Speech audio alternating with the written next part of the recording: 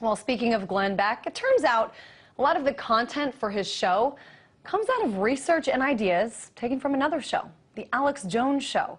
People started to notice some strange similarities, and then a Fox News insider verified it, that Glenn Beck employees actually listen to and report back to their boss, who takes the ideas and then retools it to his style. Now, lo and behold, some of the same ideas are on that show. Radio host Alex Jones, one of our regular guests here on RT, joins us now from Austin, Texas. Thanks for having me on. Hey there, Alex. You must be honored that the biggest star in the highest-rated cable news network has his people listen to you to get ideas for his show. Well, I mean, not really, because what he does is he takes true libertarian or constitutionalist populist ideas this country was founded on and repackages it for people to believe that people like Newt Gingrich and the mainline Republicans are real change. And we saw Obama do this a year and a half ago when he first got in. I came on RT and said he'll be one of the most hated presidents. His approval ratings will plunge very, very fast because Obama himself is just reading off a teleprompter and works for these same big corporations in the military-industrial complex. He's the left-wing a neoliberal system to con the population. Glenn Beck and Sarah Palin and others, they are the right-wing version of that, but they're financed by the very same system. What we have here is a continuity of agenda. And Glenn Beck will also blame everything on Obama when Obama is basically just a figurehead. He'll say Obama is putting Americans on secret hit list. Obama is sending out 500 mobile X-ray vans to look through our walls. But all of that began under Bush. So the issue here is he's not very honest about where the real tyranny is coming from, and that's the power behind the throne. And his ratings are down about 1 million viewers in the last year. He's still able to have a few big events when the other media gives it attention. But normally he has about 500 to 1,000 people show up. And, you know, quite frankly, I was having 1,000 people show up at rallies 10 years ago. And that's why Glenn Beck and the neocons saw that and began basically taking my research, my material, and then twisting it to try to sell the grassroots that's waking up in this country to con them back into the plantation of the mainline neocons. I would briefly add, one good guy that was there is Judge Andrew Napolitano. He's always been a true constitutionalist. You know, he's a guy who really gets it. Glenn Beck is a completely different animal. And I want to show our viewers just an example. So we'll play this, and then we'll come back to you, and I'll get your response. And they would align themselves behind a new, I would imagine, a new currency.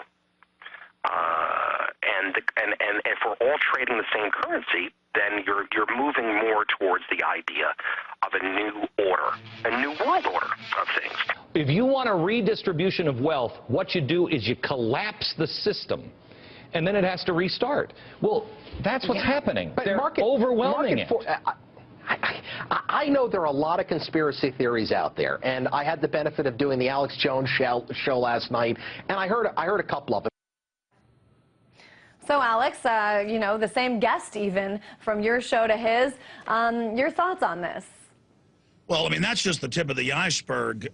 Guests that no one's ever heard of that we interview 2 months before he then has on, and he even uses the very same nomenclature. He even uses, you know, some of the same words in the way he delivers it. But then again, he blames this whole world government on mid-level socialist and communist academics and people like Van Jones, when we've got the public Rand Corporation documents, the Ford Foundation, the Carnegie Endowment, you know, going back 50, 60 years, where they said they would have a form of corporate fascism masquerading as a form of grassroots socialism or collectivism. So Beck basically tells the truth on a lot of issues, but then he blames it on mid-level scapegoats and makes us believe that, you know, if we'll just vote for Republicans, we'll be okay. But then he also comes out and says, I'm not saying the Republicans will save us, but you should still go and basically vote for them. He tells us Newt Gingrich is a great guy when Newt Gingrich is supporting the failed and exposed fraud of carbon taxes and global warming.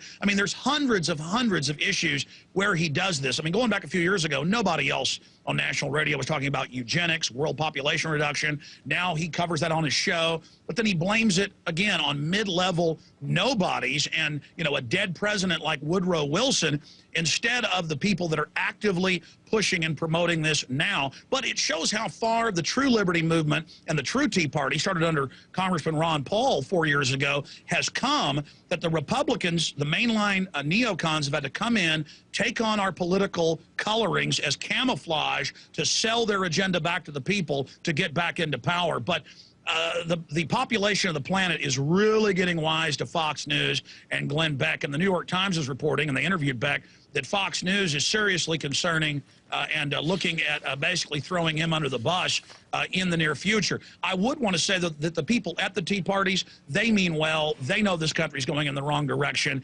They just don't have all the facts, so they think that the teleprompter reading Harvard lawyer is actually running things when he's just a front man.